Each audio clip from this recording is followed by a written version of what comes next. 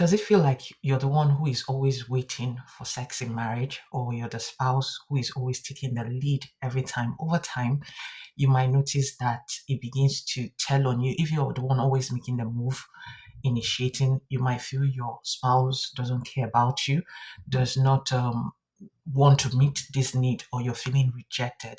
In this video, I'll be addressing why you need to find creative ways to do this and the importance it is for your marriage, because intimacy is a very important aspect of marriage that should not be overlooked. And when worked on very well, it could be the key to having a very successful and enjoyable marriage life. So I'll be giving actionable advice on how to keep the spark alive in your marriage. If you stick around to the end, you could see why you need to do this and be the one initiating sex in marriage.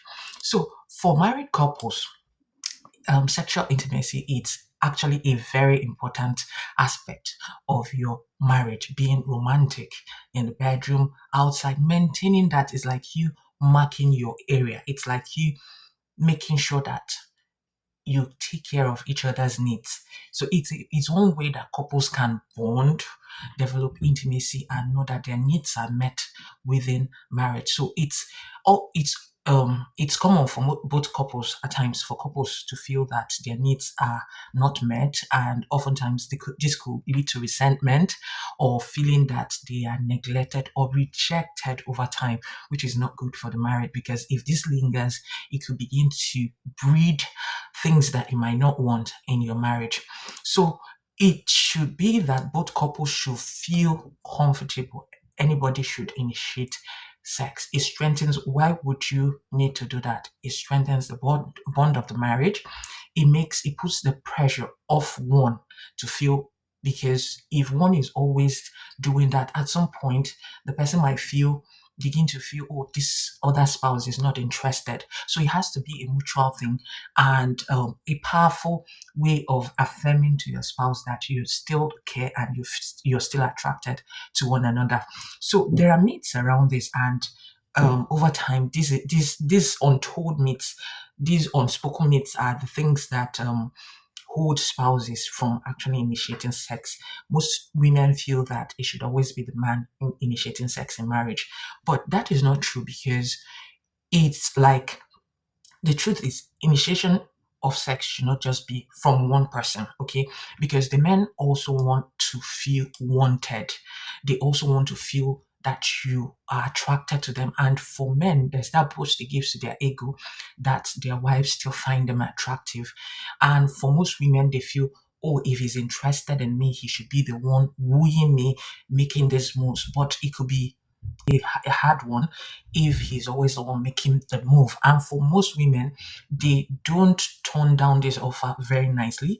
If your husband has to always be the one, if your husband has to always be the one making the move, and every time you turn it down, or you're giving one excuse or the other, it might not actually be a good one. So in my video about excuses that spouses give and how to handle it, you might want to also look at this and see how you can handle these excuses, and also work out something that will work better for both of you in marriage. So it should actually be something that both of you are comfortable talking about, because if you are trying to bond and get intimate with one another in marriage, you should be open to communicating your needs and telling the other one how you feel about it.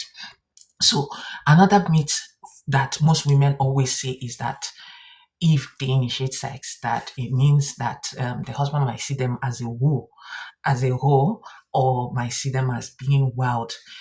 In most cases, that's not the truth, because your husband wants to know that you are interested, even if you feel this is how he might see you. It's okay. Bible says in Genesis chapter 2 verse 25, and they were both naked, the man and his wife, and they were not ashamed. So this is about you marking your territory. If you don't want him to go and be tempted outside, it's your territory, so mark it, okay? And you're strengthening the bonds of your relationship. And in marriage, this is a very important aspect, and you have to do it, and do it well. And like I also cited, for those people that feel that if they're not initiating, there's also another myth that if you're not initiating sex, that means that you're not interested. This might not be true because in some cases, it might just be that they're interested, but just that probably life happens and that they get busy. So you have to also um, nudge your partner to say, "Oh, I think I still need this." Okay, and there are still ways that you could go about it, and without having to put pressure on the other one. So life happens, family obligations. For men, especially when work-related issues are up and they have things on their mind, this might just not be the area.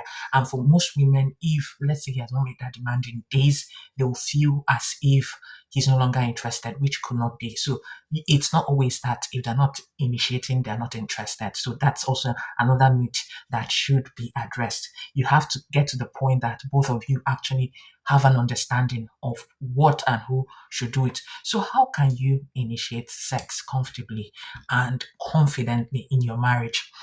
Okay, you could start with non-physical activity or affection. Okay, you could you know give a hug. Okay, kind of hug. Let's say a spouse comes in and you give a hug. You could hold longer than necessary and hold much longer. Okay, and that more like sends that message, oh, there's more. Or you could actually lie on a couch, cuddle, maybe while watching a movie, get to lingering. Okay, or you could give massage. Some could say, okay, I want to give you a massage, and it could also it could also be you sending that signal. Some could say, okay, let's go have a bath together, and you just create that those subtle signals that this is actually what you want. Then another way that you could do this is to come out plain and communicate clearly what your intentions are. You could look for subtle funny ways to say it to your spouse, because this is someone you are together with. Remember, we said, and they were together, the man and his wife, and they were both naked and unashamed. So you should find ways, okay, to just make jokes. Okay, I want to post a letter. I want to, look for flirty ways that you can actually communicate your needs to your spouse. Okay, I heard something like someone saying, "Oh, um, the monkey wants to eat banana," or something. Just find creative, subtle ways that you could send those signals and your spouse understands what you need. Or you could just say, I'm just in the mood to make love, or just have this activity rolling. Okay, I love spending this time with you. Okay, and after it, leave positive compliments so that your spouse knows that you enjoyed it. If you can, give feedback. If this was an activity you enjoyed, both of you enjoyed, it's good to always let the other person know and that you found this attractive and this. Okay, so you could also set the scene.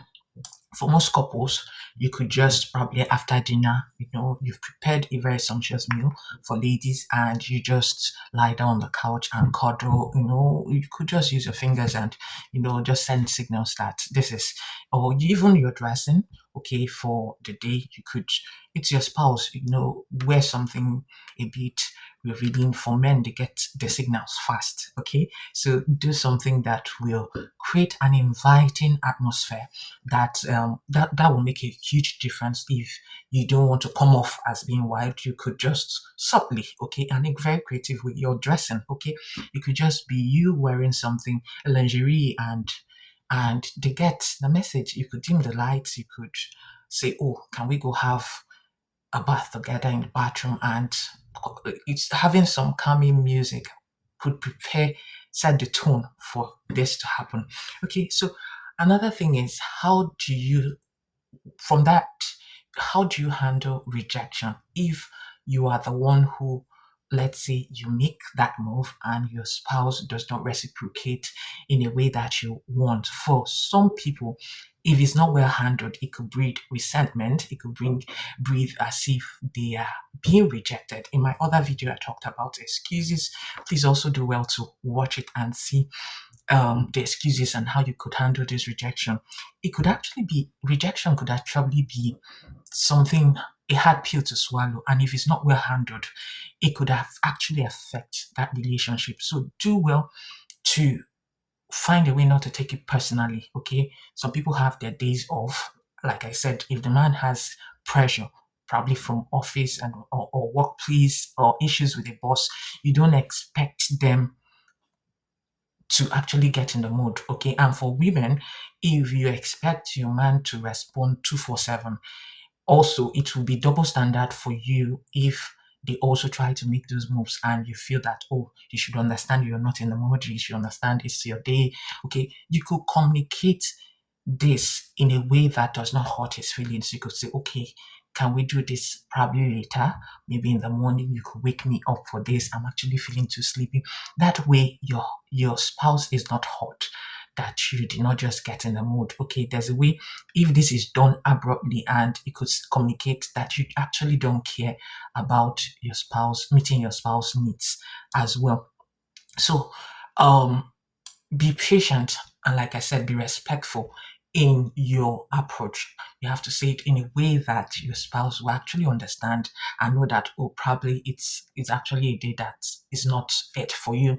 Because for most women, remember, they have their hormones and their cycles, but that's not to say that that is an excuse.